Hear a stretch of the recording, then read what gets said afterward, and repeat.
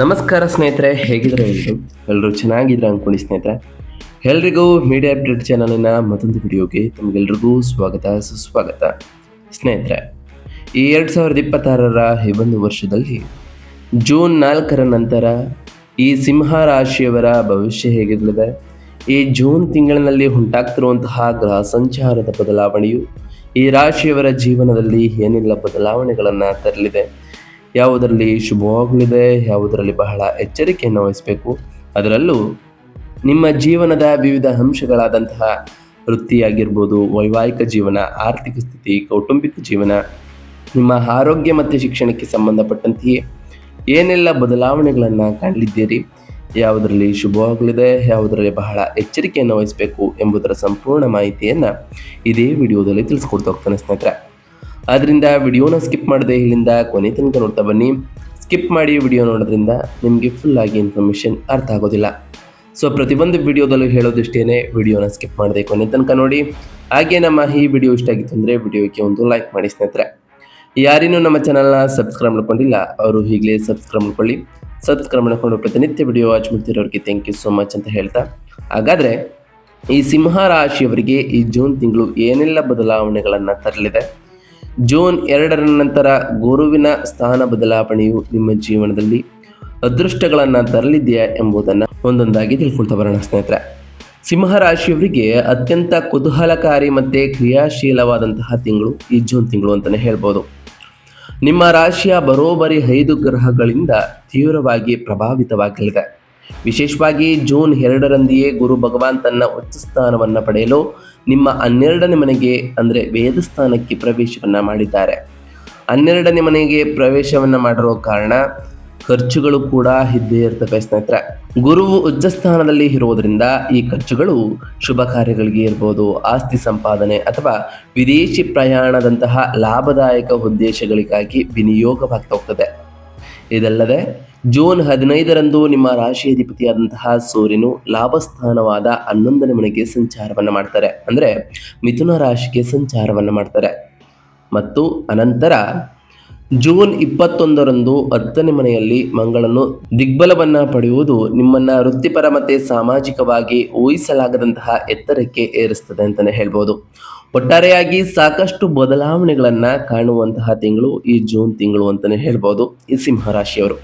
ಹಾಗಾದರೆ ಈ ಸಿಂಹ ರಾಶಿಯವರಿಗೆ ಜೂನ್ ತಿಂಗಳಿನಲ್ಲಿ ಇರತಕ್ಕಂತಹ ಪ್ರಮುಖ ಗ್ರಹ ಸಂಚಾರಗಳೇನು, ಅವುಗಳ ಪ್ರಭಾವ ಹೇಗಿರಲಿದೆ ಎನ್ನುವುದರ ವಿಚಾರಕ್ಕೆ ಬರೋದಾದರೆ ಗುರುಗ್ರಹದ ವಿಚಾರಕ್ಕೆ ಬಂದುಬಿಡೋಣ ಸ್ನೇಹಿತರೆ. 12ನೇ ಮನೆಯ ಉಚ್ಚ ಸ್ಥಾನದಲ್ಲಿ ಆಲ್ರೆಡಿ ಜೂನ್ 2ರಂದು ಕಟಕ ರಾಶಿಗೆ ಪ್ರವೇಶವನ್ನು ಮಾಡಿರತಕ್ಕಂತಹ ಗುರುವು ವಿದೇಶಿ ಪ್ರಯಾಣಗಳ ವಿಚಾರದಲ್ಲಿ, ಮನೆಯಲ್ಲಿ ಶುಭ ಸಮಾರಂಭಗಳು ಮತ್ತು ಆಧ್ಯಾತ್ಮಿಕ ಒಲವು ಮತ್ತು ನೆಮ್ಮದಿಯ ನಿದ್ರೆಯ ಈ ವಿಚಾರಗಳಲ್ಲಿ ಸಾಕಷ್ಟು ಪ್ರಭಾವವನ್ನು ಬೀರಲಿದ್ದಾರೆ. ಇನ್ನು ಸೂರ್ಯಗ್ರಹದ ವಿಚಾರಕ್ಕೆ ಬರೋದಾದರೆ 10ನೇ ಮತ್ತು 11ನೇ ಮನೆಯಲ್ಲಿ ಸೂರ್ಯನು ಈ ತಿಂಗಳಿನಲ್ಲಿ ಸಂಚಾರವನ್ನು ಮಾಡಲಿದ್ದು ಜೂನ್ 15ರವರೆಗೆ 10ನೇ ಮನೆಯಲ್ಲಿ ದಿಗ್ಬಲವನ್ನು ಕಾಯ್ದುಕೊಳ್ತಾ ಇರೋ ಕಾರಣ, ಅದಾದ ನಂತರ 11ನೇ ಮನೆಗೆ ಸ್ಥಳಾಂತರಗೊಂಡು ಇಷ್ಟಾರ್ಥಗಳ ಈಡೇರಿಕೆಯನ್ನು ಮಾಡಲಿದ್ದಾರೆ. ಬೃಹತ್ ಆರ್ಥಿಕ ಲಾಭಗಳನ್ನು ಕಾಣ್ತಾ ಬರ್ತೀರಿ. ಆ ಟೈಮ್ನಲ್ಲಿ ಸರ್ಕಾರದ ಬೆಂಬಲವೂ ಕೂಡ ನಿಮಗೆ ಸಿಗಲಿದೆ ಅಂತಲೇ ಹೇಳ್ಬೋದು.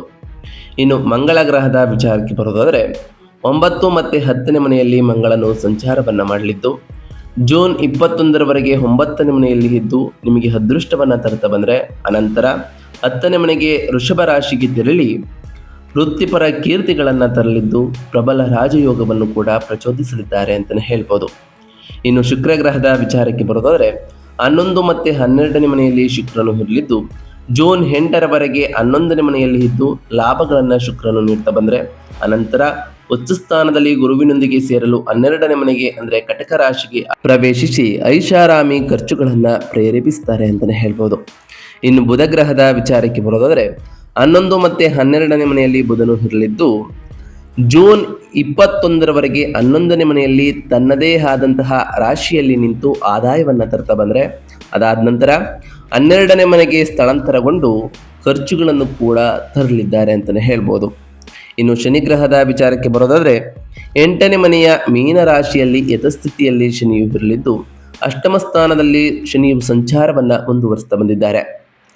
ಪಾಲುದಾರಿಕೆಗಳಲ್ಲಿ ಸವಾಲುಗಳು ಮುಂದುವರಿಯುವುದು, ಆರೋಗ್ಯದ ಬಗ್ಗೆ ಈ ರಾಶಿಯವರಿಗೆ ಕಾಳಜಿ ಕೂಡ ಅಗತ್ಯ ಅಂತಲೇ ಹೇಳ್ಬೋದು ಸ್ನೇಹಿತರೆ. ಇನ್ನು ಈ ರಾಶಿಯವರ ವೃತ್ತಿ ಮತ್ತು ಉದ್ಯೋಗದ ವಿಚಾರಕ್ಕೆ ಬರೋದಾದರೆ, ಈ ಜೂನ್ 4ರ ನಂತರ ಸಿಂಹ ರಾಶಿಯವರಿಗೆ ವೃತ್ತಿಪರ ಜೀವನಕ್ಕೆ ಪ್ರಬಲವಾದಂತಹ ಆಸ್ತಿಯಾಗಿ ಕಾರ್ಯನಿರ್ವಹಿಸುತ್ತದೆ ಅಂತಲೇ ಹೇಳ್ಬೋದು. ಈ ತಿಂಗಳ ಆರಂಭದಲ್ಲಿಯೇ ನಿಮ್ಮ 10ನೇ ಮನೆಯಲ್ಲಿ ಸಂಚರಿಸುತ್ತಿರತಕ್ಕಂತಹ ಸೂರ್ಯನು ಕೆಲಸದಲ್ಲಿ ನಿಮ್ಮ ಅಧಿಕಾರವನ್ನು ಖಚಿತಪಡಿಸ್ತಾರೆ.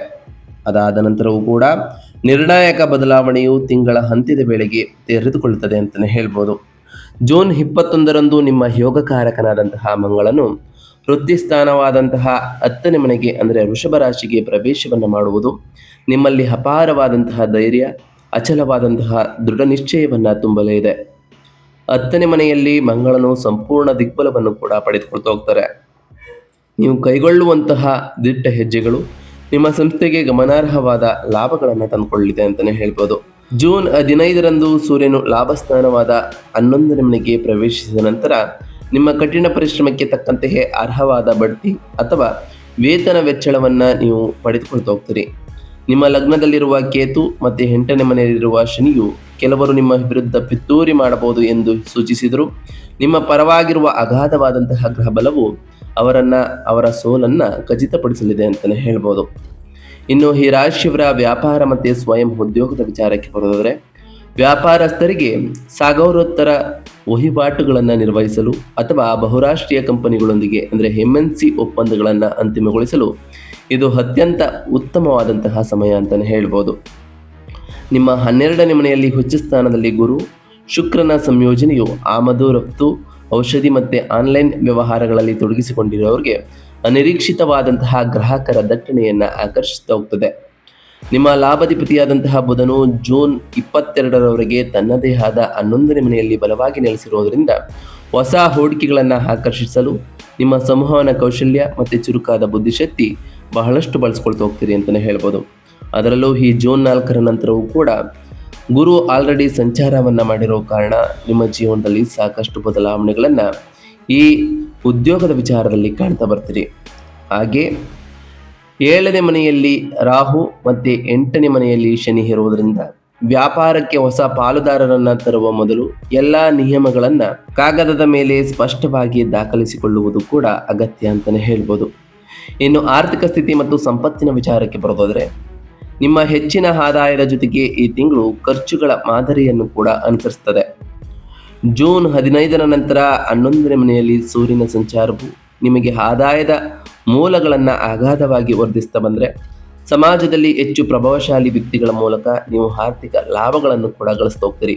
ಅದೇ ಸಮಯದಲ್ಲಿ ವ್ಯಯಸ್ಥಾನವಾದ 12ನೇ ಮನೆಯಲ್ಲಿ ಉಚ್ಚ ಸ್ಥಾನದಲ್ಲಿ ಗುರು ಮತ್ತು ಶುಕ್ರನ ಉಪಸ್ಥಿತಿಯು ನಿಮ್ಮ ಖರ್ಚುಗಳನ್ನು ಸಹ ಅಷ್ಟೇ ಐಷಾರಾಮಿಯಾಗಿ ಇರಿಸಲಿದೆ. ಹೊಸ ಮನೆ ಖರೀದಿಸ್ಬೋದು, ಮನೆಯ ಐಷಾರಾಮಿ ವಸ್ತುಗಳಿಗಾಗಿ ಗಣನೀಯವಾಗಿ ಮೊತ್ತವನ್ನು ವಿನಿಯೋಗಿಸ್ಬೋದು.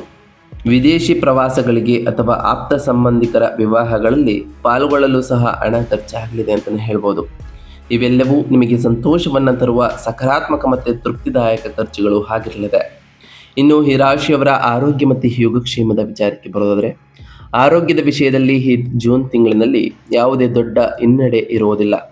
ಅಷ್ಟಮ ಶನಿಯ ಸಣ್ಣ ಪುಟ್ಟ ಒತ್ತಡಗಳ ನಡುವೆಯೂ 12ನೇ ಮನೆಯಲ್ಲಿ ಇರತಕ್ಕಂತಹ ಉಚ್ಚ ಸ್ಥಾನದಲ್ಲಿ ಗುರು ನಿಮ್ಮ ಆರೋಗ್ಯಕ್ಕೆ ರಕ್ಷಕನಾಗಿ ಕಾರ್ಯವನ್ನು ನಿರ್ವಹಿಸಲಿದ್ದಾರೆ. ಗುರುವು ನಿಮ್ಮ ಸುಖಸ್ಥಾನ, ರೋಗಸ್ಥಾನ ಮತ್ತು ಆಯುಷ್ಯ ಸ್ಥಾನವನ್ನು ನೇರವಾಗಿ ದೃಷ್ಟಿಸುವುದರಿಂದ ದೀರ್ಘಕಾಲದ ಆರೋಗ್ಯ ಸಮಸ್ಯೆಗಳು ಮರೆಯಾಗಲು ಪ್ರಾರಂಭಿಸ್ತಾ ಹೋಗ್ತದೆ. ಹಾಗೆ ಜೂನ್ 21ರಂದು 10ನೇ ಮನೆಗೆ ಪ್ರವೇಶವನ್ನು ಮಾಡತಕ್ಕಂತಹ ಮಂಗಳನು ನಿಮ್ಮಲ್ಲಿ ಅದ್ಭುತ ದೈಹಿಕ ಶಕ್ತಿಯನ್ನು ತುಂಬಲಿದ್ದಾರೆ. ಕೆಲಸದಗಳನ್ನು ಸಹ ಇದು ಪ್ರಚೋದಿಸಬಹುದು. ಇದರಿಂದಾಗಿ ನೀವು ಸಮಯಕ್ಕೆ ಸರಿಯಾಗಿ ವಿಶ್ರಾಂತಿ ಪಡೆಯುವುದನ್ನು ಮರೆಯಬಹುದು.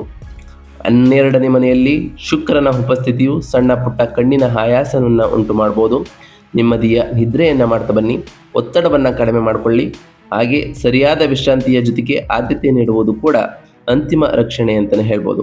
ಹಾಗೆ ನಿಮ್ಮ ದೈನಂದಿನ ಜೀವನದಲ್ಲಿ ವ್ಯಾಯಾಮ ಮತ್ತು ಧ್ಯಾನವನ್ನು ಮಾಡುವುದು ಕೂಡ ಬಹಳಷ್ಟು ಕಡ್ಡಾಯವಾಗಿರಲಿದೆ. ಇನ್ನು ವೈಯಕ್ತಿಕ ಸಂಬಂಧಗಳ ಮತ್ತು ಕುಟುಂಬದ ವಿಚಾರದ ಬಗ್ಗೆ ಮಾತನಾಡ್ತಾ ಬರೋದಾದರೆ, ವೈಯಕ್ತಿಕ ಜೀವನವು ಅಸಾಧಾರಣವಾಗಿ ಪ್ರಣಯಭರಿತವಾಗಿ ಬದಲಾಗಲಿದೆ. ಜೂನ್ 8ರಂದು ಶುಕ್ರನು ನಿಮ್ಮ 12ನೇ ಮನೆಗೆ ಪ್ರವೇಶವನ್ನು ಮಾಡಿ ಗುರುವಿನೊಂದಿಗೆ ಸೇರುವ ಕಾರಣ ವಿವಾಹಿತ ದಂಪತಿಗಳ ನಡುವೆ ಪ್ರೀತಿ ಮತ್ತು ಬಾಂಧವ್ಯವು ಉತ್ತುಂಗಕ್ಕೆ ಏರಲಿದೆ. ನಿಮ್ಮ ಸಂಗಾತಿಯೊಂದಿಗೆ ದೂರದ ಪ್ರಯಾಣಗಳು ಅಥವಾ ಶಾಂತಿಯುತ ವಿಹಾರ ಯಾತ್ರೆಯನ್ನು ನೀವು ಯೋಜಿಸಬಹುದು. ಸಂಬಂಧದಲ್ಲಿರುವ ಯಾವುದೇ ಸಣ್ಣ ಪುಟ್ಟ ಘರ್ಷಣೆಗಳು ಈ ಪ್ರಯಾಣದ ಸಮಯದಲ್ಲಿ ಸುಲಭವಾಗಿ ಕರಗಿಹೋಗುತ್ತವೆ. ವಿವಾಹ ಸಂಬಂಧಗಳನ್ನು ಹುಡುಕುತ್ತಿರುವವರಿಗೆ ಈ ತಿಂಗಳು ಸಾಗರೋತ್ತರ ಮತ್ತು ದೂರದ ಪ್ರದೇಶಗಳಿಂದ ಪ್ರಸ್ತಾಪಗಳು ಸ್ವೀಕರಿಸುವ ಹೆಚ್ಚಿನ ಅವಕಾಶಗಳು ಇರಲಿದೆ. ಅದರಲ್ಲೂ ಈ ಜೂನ್ 4ರ ನಂತರ ಕೌಟುಂಬಿಕ ವಾತಾವರಣವು ಆಹ್ಲಾದಕರ ಮತ್ತು ರೋಮಾಂಚಕ ಮತ್ತು ಸಂಭ್ರಮದಿಂದ ಕೂಡಿರಲಿದೆ ಅಂತಲೇ ಹೇಳ್ಬೋದು. ಇನ್ನು ಈ ರಾಶಿಯವರ ಶಿಕ್ಷಣ ಮತ್ತು ವಿದ್ಯಾರ್ಥಿಗಳ ವಿಚಾರಕ್ಕೆ ಬರೋದಾದರೆ, ನಿಮ್ಮ ವಿದ್ಯಾಧಿಪತಿಯಾದಂತಹ ಗುರು 12ನೇ ಮನೆಯಲ್ಲಿ ಉಚ್ಚ ಸ್ಥಾನದಲ್ಲಿ ಸಂಚರಿಸುವ ಕಾರಣ ವಿದೇಶದಲ್ಲಿ ಉನ್ನತ ಶಿಕ್ಷಣವನ್ನು ಪಡೆಯಲು ಬಯಸುವಂತಹ ವಿದ್ಯಾರ್ಥಿಗಳಿಗೆ ದೊಡ್ಡ ವರದಾನ ಅಂತಲೇ ಹೇಳ್ಬೋದು. ಅದರಲ್ಲೂ ಈ ಜೂನ್ 4ರ ನಂತರ ವೀಸಾ ಅನುಮೋದನೆಗಳು ಮತ್ತು ವಿಶ್ವವಿದ್ಯಾಲಯಗಳ ಪ್ರವೇಶ ಪ್ರಕ್ರಿಯೆಗಳು ಸುಗಮವಾಗಿ ಪೂರ್ಣಗೊಳ್ಳುತ್ತದೆ.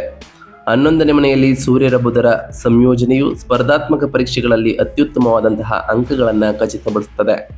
ಜೊತೆಗೆ ಶೈಕ್ಷಣಿಕ ವಿದ್ಯಾರ್ಥಿ ವೇತನಕ್ಕೆ ಬಾಗಿಲು ತೆರೆಯುವಂತಹ ಸಾಧ್ಯತೆ ಕೂಡ ಇರಲಿದೆ.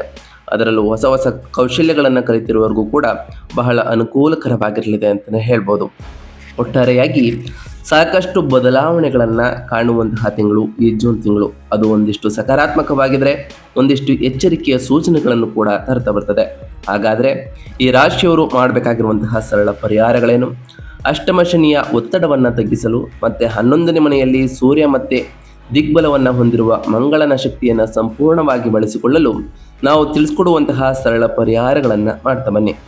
ಮೊದಲನೇದಾಗಿ 8ನೇ ಮನೆಯಲ್ಲಿರತಕ್ಕಂತಹ ಶನಿಯಿಂದ ಉಂಟಾಗುವ ಮಾನಸಿಕ ಆತಂಕಗಳನ್ನು ದೂರ ಮಾಡಲು ಪ್ರತಿ ಶನಿವಾರದಂದು ಹನುಮಂತನಿಗೆ ವೀಳ್ಯದೆಲೆ ಪೂಜೆಯನ್ನು ಸಲ್ಲಿಸಿ ಅಥವಾ ಸುಂದರ ಕಾಂಡವನ್ನು ಪಠಿಸಿ. ಹಾಗೆ ಪ್ರತಿ ಶನಿವಾರದಂದು ಓಂ ಶಂ ಶನೈಶ್ವರಾಯ ನಮಃ ಎಂಬ ಮಂತ್ರವನ್ನು ಜಪಿಸಿ. ನಿಮಗೆ ಸಾಧ್ಯವಾದರೆ ಶನಿದೇವರ ದೇವಾಲಯಕ್ಕೆ ತೆರಳಿ ಶನಿದೇವರಿಗೆ ಪ್ರಿಯವಾಗಿರುವಂತಹ ಕಪ್ಪು ಎಳ್ಳಿನ ಬತ್ತಿಯನ್ನು ಹಚ್ಚುತ್ತಾ ಬನ್ನಿ ಸ್ನೇಹಿತರೆ. ಇದು ಕೂಡ ನಿಮ್ಮ ಜೀವನದಲ್ಲಿ ಸಾಕಷ್ಟು ಬದಲಾವಣೆಗಳನ್ನು ತರಲಿದೆ. ಜೂನ್ 15ರ ನಂತರ 11ನೇ ಮನೆಯಲ್ಲಿ ಸೂರ್ಯನು ನೀಡುವಂತಹ ಆರ್ಥಿಕ ಅದೃಷ್ಟಗಳನ್ನು ಇನ್ನಷ್ಟು ದ್ವಿಗುಣಗೊಳಿಸಲು ಪ್ರತಿದಿನ ಮುಂಜಾನೆ ತಾಮ್ರದ ಪಾತ್ರೆಯಲ್ಲಿ ಸೂರ್ಯದೇವನಿಗೆ ಆರ್ಘ್ಯವನ್ನು ಅಂದರೆ ನೀರನ್ನು ಅರ್ಪಿಸ್ತಾ ಬನ್ನಿ. ಇದು ನಿಮ್ಮ ಜೀವನದಲ್ಲಿ ಸಾಕಷ್ಟು ಬದಲಾವಣೆಗಳನ್ನು ತರುವುದರ ಜೊತೆಗೆ ಓಂ ಸೂರ್ಯದೇವಾಯ ನಮಃ ಎಂಬ ಮಂತ್ರವನ್ನು ಜಪಿಸಿ. 12ನೇ ಮನೆಯಲ್ಲಿ ಗ್ರಹಗಳಿಂದ ಉಂಟಾಗುವಂತಹ ವಿಪರೀತ ಆರ್ಥಿಕ ಸೋರಿಕೆಯನ್ನು ತಡೆಯಲು ಗುರುವಾರದಂದು ಅರ್ಚಕರಿಗೆ ಅಥವಾ ನಿರ್ಗತಿಕ ವಿದ್ಯಾರ್ಥಿಗಳಿಗೆ ಹಳದಿ ವಸ್ತ್ರ ಅಥವಾ ಬಿಳಿ ಕಾಳುಗಳನ್ನು ದಾನ ಮಾಡಿ. ಹಾಗೆ ಪ್ರತಿ ಗುರುವಾರದಂದು ಓಂ ಗುರುಭ್ಯೋ ನಮಃ ಎಂಬ ಮಂತ್ರವನ್ನು ಜಪಿಸಿ ಸ್ನೇಹಿತರೆ. ಪ್ರತಿ ಶುಕ್ರವಾರದಂದು ತಾಯಿ ಜಗನ್ಮಾತೆಯಾದಂತಹ ಲಕ್ಷ್ಮೀದೇವಿಗೆ ಪೂಜೆಯನ್ನು ಸಲ್ಲಿಸಿ. ಲಕ್ಷ್ಮೀದೇವಿಗೆ ಪ್ರಿಯವಾಗಿರುವಂತಹ ಬಿಳಿ ಹೂವುಗಳನ್ನು ಅರ್ಪಿಸಿ ಪೂಜೆಯನ್ನು ಸಲ್ಲಿಸೋದ್ರಿಂದ ನಿಮ್ಮ ಮನೆಯಲ್ಲಿ ಸುಖ ಸಮೃದ್ಧಿಯ ಜೊತೆಗೆ ಸಂಪತ್ತು ಕೂಡ ಹೆಚ್ಚಾಗಲಿದೆ. ಇದಾಗಿತ್ತು ಇವತ್ತಿನ ಒಂದು ವಿಡಿಯೋ ಸ್ನೇಹಿತರೆ. ವಿಡಿಯೋ ಇಷ್ಟ ಆಗಿತ್ತು ಅಂದರೆ ವಿಡಿಯೋಗೆ ಒಂದು ಲೈಕ್ ಮಾಡಿ. ಯಾರೇನೂ ನಮ್ಮ ಚಾನಲ್ನ ಸಬ್ಸ್ಕ್ರೈಬ್ ಮಾಡ್ಕೊಂಡಿಲ್ಲ ಅವರು ಈಗಲೇ ಸಬ್ಸ್ಕ್ರೈಬ್ ಮಾಡ್ಕೊಳ್ಳಿ. ಸಬ್ಸ್ಕ್ರೈಬ್ ಮಾಡ್ಕೊಂಡು ಪ್ರತಿನಿತ್ಯ ವಿಡಿಯೋ ವಾಚ್ ಮಾಡ್ತಿರೋರಿಗೆ ಥ್ಯಾಂಕ್ ಯು ಸೋ ಮಚ್ ಅಂತ ಹೇಳ್ತಾ, ಹಾಗೆ ಕಮೆಂಟ್ನಲ್ಲಿ ಓಂ ಶನೈಶ್ವರಾಯ ನಮಃ, ಓಂ ಅಂಗರಾಯಕಾಯ ನಮಃ, ಓಂ ಗುರುಭ್ಯೋ ನಮಃ, ಓಂ ಲಕ್ಷ್ಮೀನಾರಾಯಣಾಯ ನಮಃ, ಓಂ ಸೂರ್ಯದೇವಾಯ ನಮಃ ಎಂದು ಕಮೆಂಟ್ ಮಾಡಿ ಸ್ನೇಹಿತರೆ. ಆ ಶನಿದೇವರು, ಮಂಗಳದೇವ, ಗುರುದೇವ, ಲಕ್ಷ್ಮೀನಾರಾಯಣ, ಸೂರ್ಯದೇವ ನಿಮಗೆ ಆಯುಷ್ಯ ಆರೋಗ್ಯ ಸಮೃದ್ಧಿಗಳನ್ನು ಕೊಟ್ಟು ಕಾಪಾಡಲಿ. ನೀವು ಅಂದುಕೊಂಡಿರುವಂತಹ ಕಾರ್ಯಗಳು ಯಾವುದೇ ಅಡೆತಡೆ ಇಲ್ಲದೆ ನೆರವೇರಲಿ ಅಂತ ಆ ದೇವರಲ್ಲಿ ಕೇಳ್ಕೊಳ್ತಾ ಇವತ್ತಿನ ಒಂದು ವಿಡಿಯೋನ ಮುಗಿಸ್ತಿದ್ದೇನೆ ಸ್ನೇಹಿತರೆ. ಸಿಗ್ತೇನೆ ಮತ್ತೊಂದು ವಿಡಿಯೋದೊಂದಿಗೆ. Thank you for watching.